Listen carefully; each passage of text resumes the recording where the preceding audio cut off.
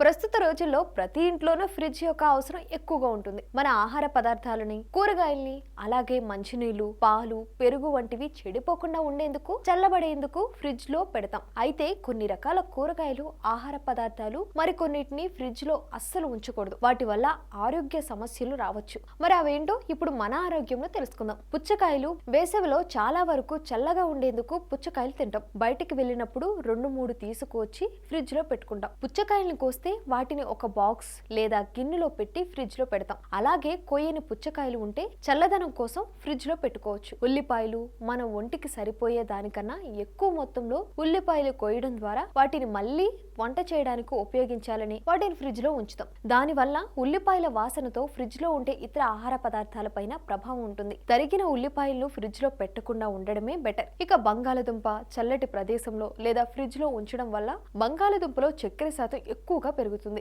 దీనివల్ల కూరలో రుచి అనేది మారుతుంది. వీటిని వంట రూమ్ లోనే ఉంచుకోవడం బెటర్. ఇక తేనె ఎన్ని సంవత్సరాలైనా చెడిపోని ఆహార పదార్థం తేనె. దీనిని ఫ్రిడ్జ్ లో అస్సలు ఉంచకండి. దానివల్ల తేనె యొక్క రుచి మారుతుంది. తేనెని అల్మరాలో లేక ఇంట్లో భద్రమైన ప్రదేశంలో పెట్టుకోవాలి. అరటిపండును ఫ్రిడ్జ్ లో పెట్టడం వల్ల అందులో ఉండే ఎంజైమ్స్ తగ్గిపోతాయి. దీనితో అరటిపండు త్వరగా చెడిపోయే అవకాశం ఉంటుంది. అరటిపండుని ఫ్రిడ్జ్ లో పెట్టకూడదు. పువ్వుల్ని ఫ్రిడ్జ్ లో అస్సలు పెట్టకూడదు. వీటి వాసన వల్ల ఫ్రిడ్జ్ లో ఉండే ఇతర ఆహారాల పైన పడే ప్రభావం కూడా ఉంది. ఆ పూల వాసనతో ఇతర ఆహారాలన్నీ మనం తినలేం. ఇక పచ్చళ్ళు కాలానికి తగ్గట్లు చాలా మంది పచ్చళ్ళు పెడతా ఉంటారు. ఇవి చెడిపోకుండా ఉండడానికి కొన్ని జాగ్రత్తలు తీసుకోవాలి. ఫ్రిడ్జ్ లో పచ్చళ్ళు పెట్టడం ద్వారా ఆ చల్లదనానికి ఊరగాయ త్వరగా చెడిపోతుంది. ఇక బ్రెడ్ మనం నార్మల్ గా బ్రెడ్ ప్యాకెట్ ఓపెన్ చేశాక మిగిలిపోయిందని ఫ్రిడ్జ్ లో పెడతాం. దీనివల్ల బ్రెడ్ గట్టిపడి తినలేని స్థితికి వస్తాయి. అందువల్ల కవర్ మూసి పెట్టాలి. సో చూసారు కదండి, ఏ ఆహార పదార్థాలు ఫ్రిడ్జ్ లో పెట్టుకోవాలి, ఏం పెట్టకూడదు. మరి ఇలాంటి మరెన్నో టిప్స్ కోసం మా ఛానల్ ని సబ్స్క్రైబ్ చేసుకోండి.